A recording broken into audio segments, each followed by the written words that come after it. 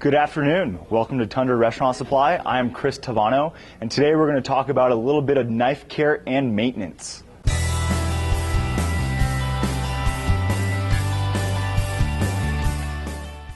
So, keep in mind, if honing did not quite do the job you were looking for, and you're still having difficulties cutting through your tomatoes and onions, you might want to think about starting to sharpen it with a sharpening stone. Again, some recap, the difference between honing and sharpening is very drastic. Honing is going to restore your edge, while sharpening is going to recreate a new edge. Honing also reshapes the metal blade, whereas sharpening grinds a new blade. So honing doesn't remove any metal, but sharpening removes a lot of metal from your blade. All right, so now that once you've honed your knife and you're still not seeing the results that you would desire, it is time to sharpen your knife. Now this is where things get a little bit hairy and a little bit more confusing. Here we have sharpening stones.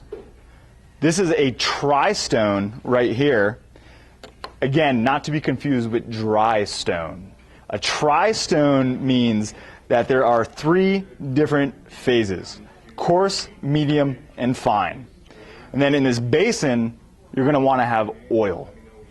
Again, you don't want to use just any kind of oil or cooking oil or vegetable oil, because that'll ruin the porous texture of your stone itself. Instead, you're going to want to use a sharpening stone oil, which is essentially a mineral oil.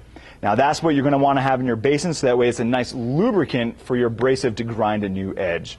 There's also wet stones, not to be confused with wet, W-E-T. Wet is W-H-E-T, meaning sharpening.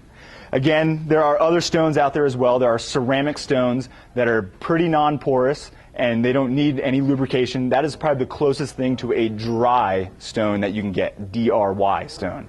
Also, there are diamond-plated stones, which is basically a brick of steel with diamond studs within it. Again, that could be considered a dry stone because you don't need lubricants for those two kinds of surfaces.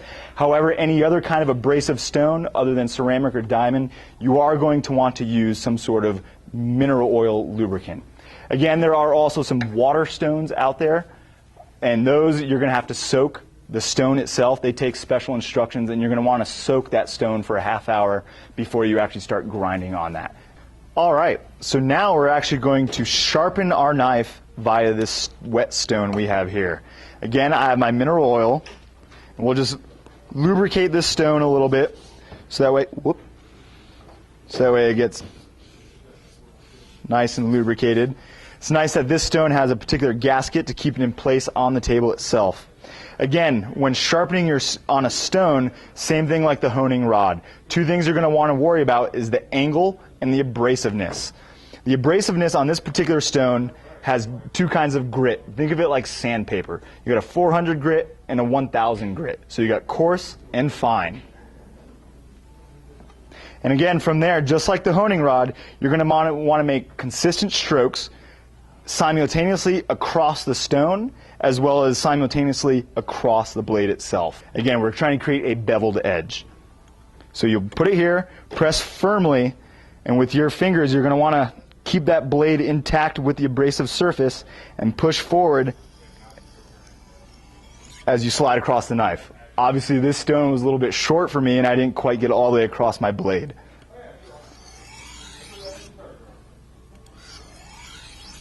And again, you should alternate each time between front and back. So now that we have our newly sharpened knife grinded a new blade and a new bevel, we should be able to dice right through this tomato much easier. Just like that. Again, that was Knife Maintenance and Care with Chris Tavano at Tundra Restaurant Supply. Thank you and come again.